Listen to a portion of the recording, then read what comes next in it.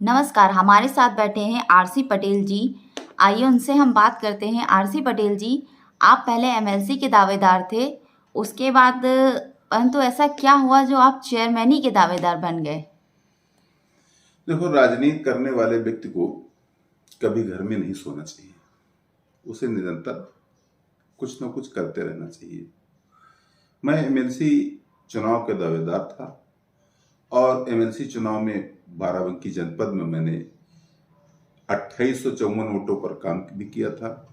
मैं निरंतर प्रधानों के बीच में, बीडीसी के बीच में, सभासदों के बीच में हमारी और हमारे स्टाफ की बातचीत भी हुआ करती थी और तमाम लोग मेरे आवास पर आते थे, उनसे मुलाकात होती थी। तमाम लोगों के मैं घर गया, लेकिन पार्टी के शीर्ष नेताओं ने अंगद सिंह जी को टिकट दिया और पार्टी के सारे लोग पूरी तन्मयता के साथ अंगद सिंह को चुनाव लड़ाए और भारी बहुमत से अंगद सिंह चुनाव जीते।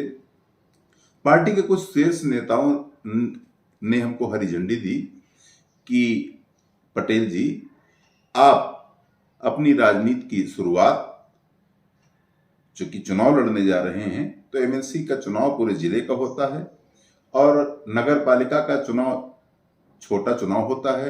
आप नगर पालिका में रहते हैं, नगर में रहते हैं, आपकी बेटी एक वार्ड से सभासद है, इसलिए आप चेयरमैनी की तैयारी करें। और भारतीय जनता पार्टी है, भारतीय जनता पार्टी में तैयारी करने का सबको अधिकार है। जो भी व्यक्ति चुनाव लड़ना चाहता है वो तैयारी कर सकता है। आप भी तैयारी करिए।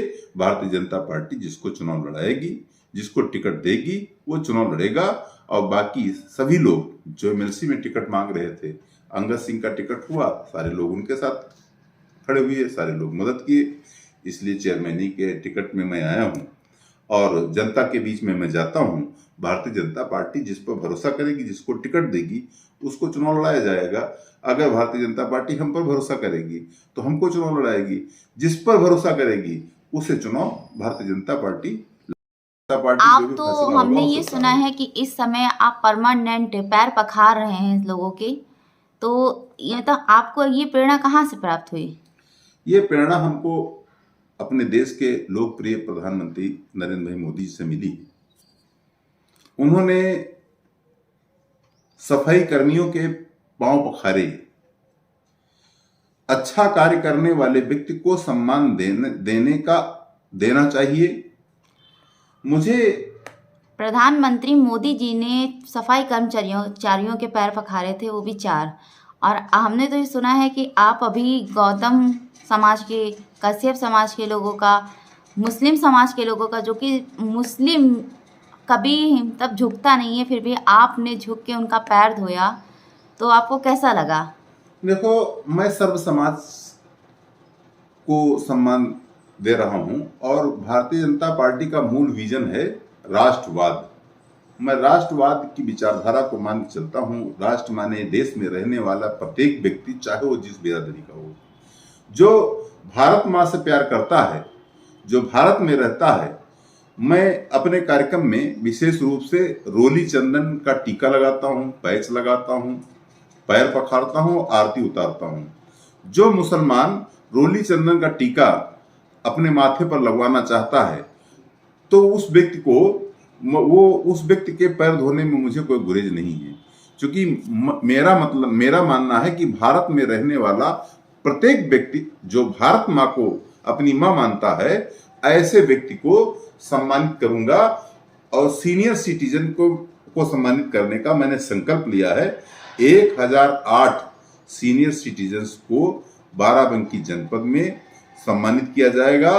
उनके पांव पखारने का कार्यक्रम मैंने संकल्प लिया है और 2 महीने से निरंतर मेरा कार्य चल रहा है।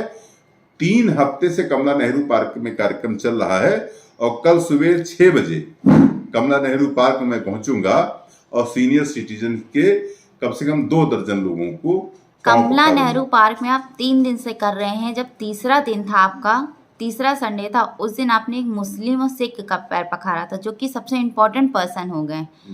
ये आज तक किसी ने नहीं किया। एक मुस्लिम का पैर पखारने के बाद आपने एक सिख का पैर पखारा, ऐसा क्यों? जी, देखो, हमारे देश में सिख भी हमारे देश में रहते हैं और मुस्लिम भी हमारे देश में रहते हैं। गौतम भी हमारे देश में रहते हैं, रावत भी हमारे देश में रहते हैं। इसलिए मैं जात पात के भेदभाव को भेदने के लिए सर्व समाज को लेकर के चल रहा हूं, राष्ट्रवाद को लेकर के चल रहा हूं।